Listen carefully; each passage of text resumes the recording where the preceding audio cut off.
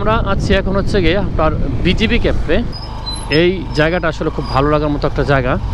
এই জায়গাটা আমি দেখছিলাম যে ওই যে বিডিআর বিদ্রোহ যখন হয়েছিল, সবাই অস্ত্র হাতে, মোটামুটিভাবে ভয়ও পাইছিলাম, নার্ভাস হয়েছিলাম যে গুলি টুলি করে দেয় কিনা। এই যে এই জায়গাটা এই দিক দিয়ে মূলত মিনি একটা পার্ক করা হয়েছে। এই পাশটাতে মূলত খাদ্য গুদাম, যেটা হচ্ছে খাদ্য গোডাউন বলি আমরা। তো হাইওয়ে রোডে আসলে এই ধরনের যানবাহন চলাচলটা যদিও সরকার চেষ্টা করতেছে, কিন্তু সেভাবে কিন্তু সফলতা পাচ্ছে না। দেখেন সিএনজিগুলা, এই সিএনজিগুলাকে আপনি যদি একটু সতর্কতার সাথে হ্যান্ডেল না করেন তাহলে কিন্তু সমস্যায় পড়তে পারেন।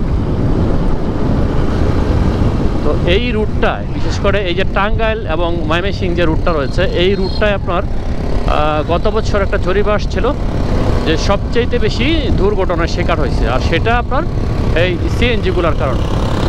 কারণ সিএনজিগুলা অনিয়ন্ত্রিতভাবে চলাচল করে, কোনো সিগন্যালের তোয়াক্কা করে না।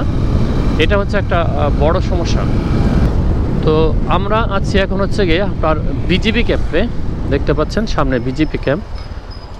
তো এই জায়গাটা আসলে খুব ভালো লাগার মতো একটা জায়গা।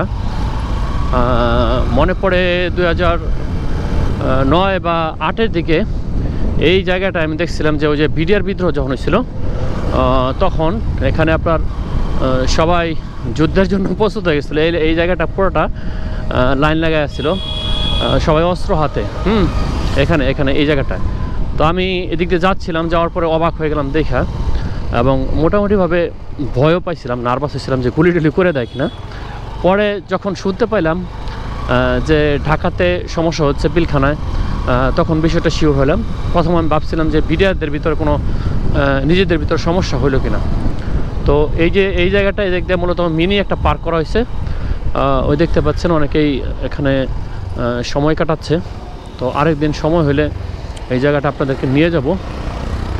তো যদিও পূর্বের বিডিআর, এখন হচ্ছে বিজিবি ক্যাম্প। তো এই জায়গাটা মূলত আমার এলাকার খুব কাছে, যার দরুন এখানে সব সময় আসা হয়, এবং ছোটোকাল থেকে অনেক স্মৃতি বিজড়িত একটা এলাকা। এই পাশটাতে মূলত খাদ্য গুদাম, যেটা হচ্ছে খাদ্য গোডাউন বলি আমরা। আর এই যে সামনে একটা বাজার দেখতে পাবেন আপনারা, আর একটু সামনে গেলেই। এটা এক সময় অত্যন্ত জনপ্রিয় একটা বাজার ছিল, যেটা হচ্ছে আপনার খাগড়ার বাজার নামে লোকালি এটা চিনে থাকে সবাই। তো এই বাজারটা এখনও ওইভাবে জমজমাট হয়ে ওঠে নাই, আরও পর থেকে জমজমাট হবে। সন্ধ্যা গনিয়ে আসলে কিন্তু এই দিক দিয়ে বাজারটা মূলত বসবে। মূলত এই রাস্তার দুই পাশে বাজারটা কিন্তু বসে, মানে রাস্তা কেন্দ্রিক এখানে বাজার গড়ে উঠেছে।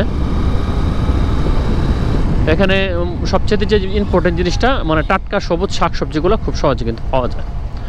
আর এই পাশটা দিয়ে হচ্ছে আপনার সিলভার ক্যাসেল, একটু আপনাদেরকে দেখানোর চেষ্টা করি। এটা হচ্ছে সিলভার ক্যাসেল, যদিও এখানে সংস্কার কাজ চলতেছে। এখানে ভিতরে আছে হোটেল, স্পা এবং একটা রেস্টুরেন্টের মতো একটা বিষয় আছে।